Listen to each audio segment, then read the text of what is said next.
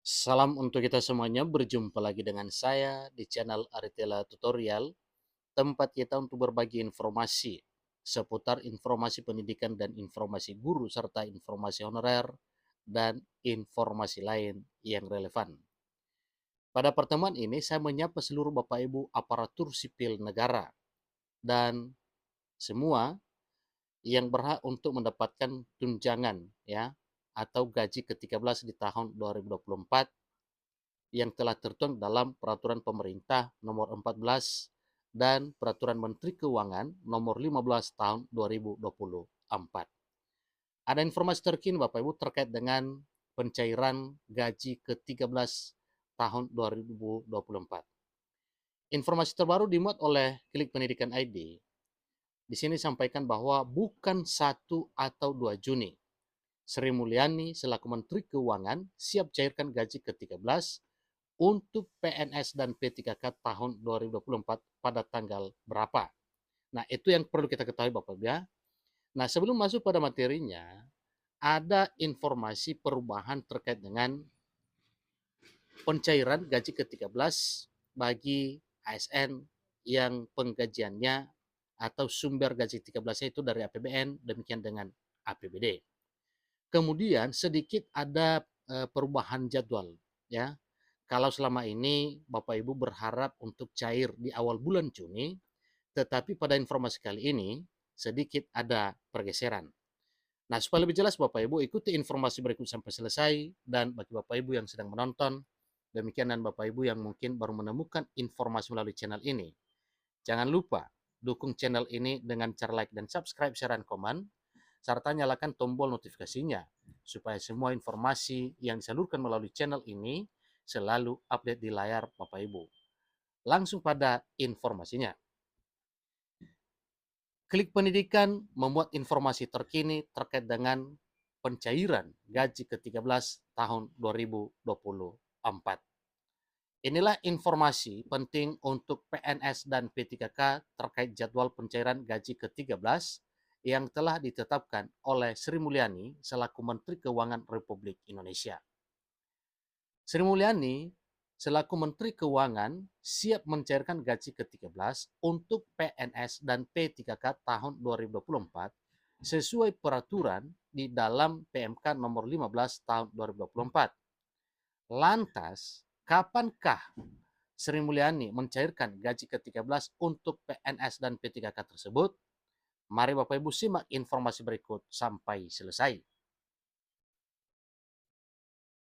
Dana gaji ke-13 untuk PNS dan P3K bersumber dari 2 anggaran, yaitu Anggaran Pendapatan dan Belanja Negara atau APBN dan Anggaran Pendapatan dan Belanja Daerah atau APBD.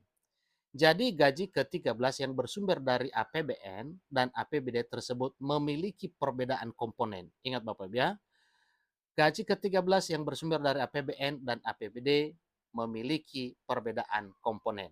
Nah, tentu ini juga yang perlu kita ketahui Bapak Ibu. Kira-kira apa perbedaan komponennya?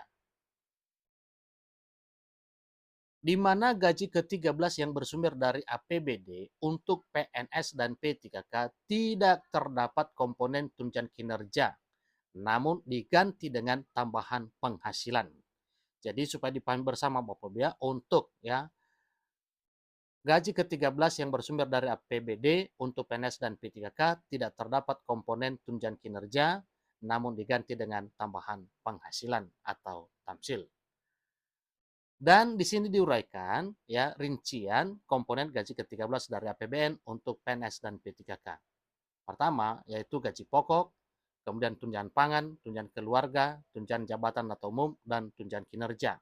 Itu sesuai dengan yang telah tertuang dalam Peraturan Pemerintah Republik Indonesia Nomor 14 Tahun 2024. Sementara komponen gaji ke-13 yang berasal dari APBD untuk PNS dan P3K juga meliputi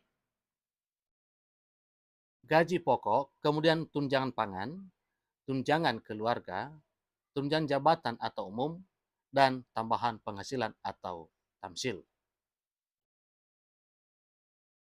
Untuk jadwal pencairan gaji ke-13, Sri Mulyani selaku Menteri Keuangan Republik Indonesia menetapkan bukan tanggal 1 atau 2 Juni, melainkan tanggal 3 Juni 2024. Hal ini berpedoman pada jadwal pencairan gaji ke-13 tahun sebelumnya. Karena pada tahun 2023, gaji ke-13 untuk pegawai negeri sipil dan para P3K cair mulai tanggal 5 Juni 2023 tahun yang lalu.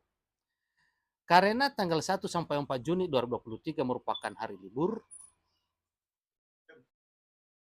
di mana tanggal 1 merupakan hari lahir Pancasila, sedangkan tanggal 2 bertepatan dengan hari Minggu, maka pencairan gaji ke-13 untuk PNS dan P3K di tahun 2024 tahun ini kemungkinan dimulai pada tanggal 3 Juni Bapak Ibu ya.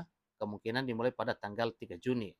Yang awalnya tadi diprediksi awal bulan, maka terpaksa sedikit bergeser karena tanggal 1 dan tanggal 2 itu adalah merupakan hari libur, di mana tanggal 1 hari lahir Pancasila dan tanggal 2 adalah hari Minggu.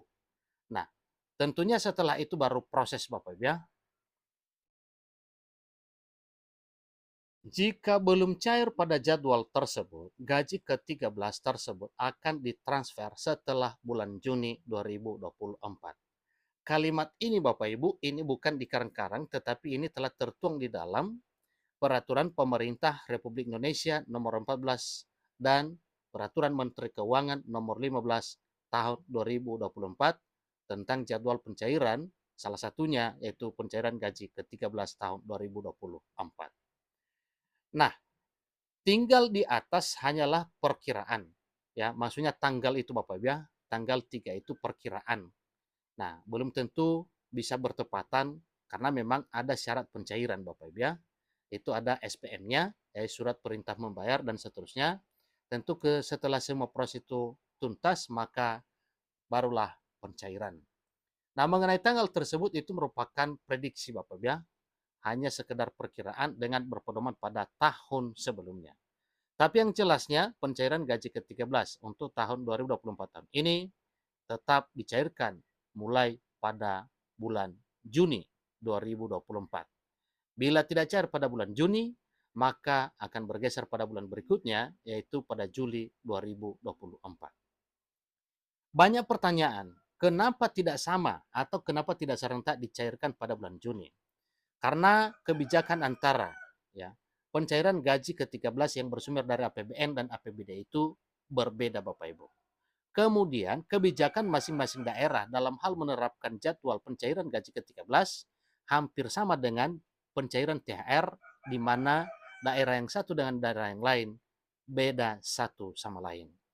Itulah informasi terbaru terkait dengan jadwal pencairan gaji ke-13 yang sedikit ya tidak sesuai harapan.